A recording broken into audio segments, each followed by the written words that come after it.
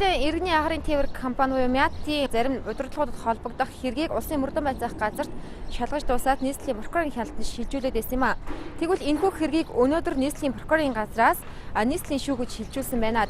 Тэгэхээр мөрдөн байцаалтын шатанд нийтдээ энэ хэрэгт холбогдсон хүмүүс төрөлд тухайн үеийн ханшаар 9.3 тэрбум төгрөгийн хохирол учруулсан болох нь тогтоогджээ. Тэгэхээр энэ хэргийг 9 хүнийг цэжигтнээр холбогдуулан шалгаж байсан юм. Тэгэхээр одоогийн байдлаар 7 хүнийх нь хэргийг шүүгэж шилжүүлсэн байна.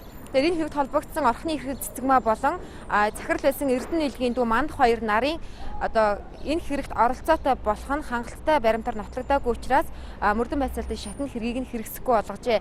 Харин галтад холбогдох хэргийг нь энэ хэрэгээс тусгаарлан цаашд үргэлжлүүлэн шалгаж шийдвэрлэхээр болсон байна. Энэ талаарх дэлгэрэнгүй мэдээллийг одоо хүргэе.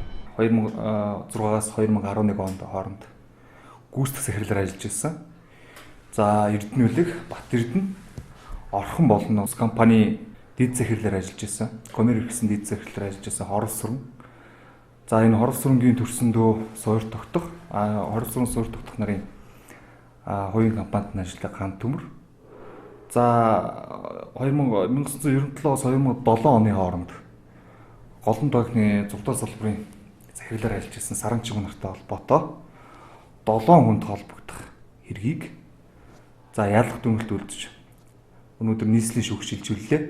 За мөрдөн байцаалтын явцад бол 2007-оос 2010 оны хооронд нийт 17 одоогийн гүйлгээгээр бол 9.2 тэрбум төгрөгийг гадаад улс руу шилжүүлсэн байгаа.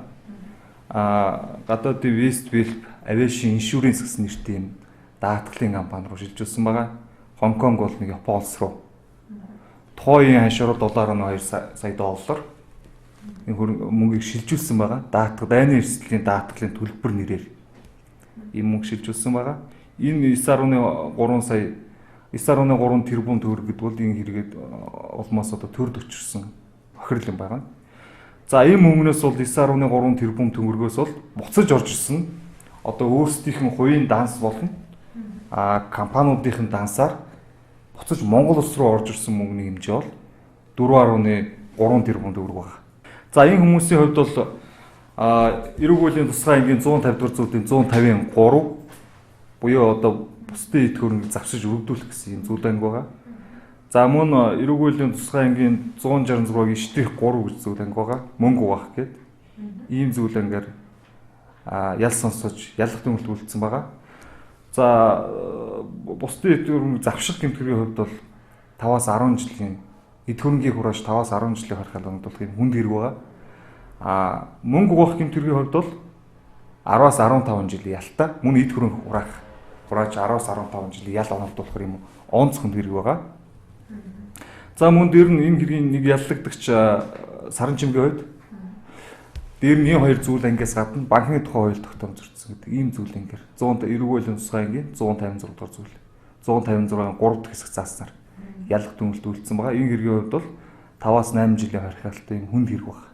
Дээрх хүмүүсийн төрөл учруулсан хохирол тухайн үеийн ханшаар 9.3 тэрбум төгрөгөөр яригдж байгаа бөгөөд тэдний данснаас 16.5 тэрбум төгрөг бусад эд хөрөнгийг нь битүүмжилсэн байна. За мөрдөн байцаалтын явцад бол ялагдагч нарын банкн дэх мөнгө хадгаламж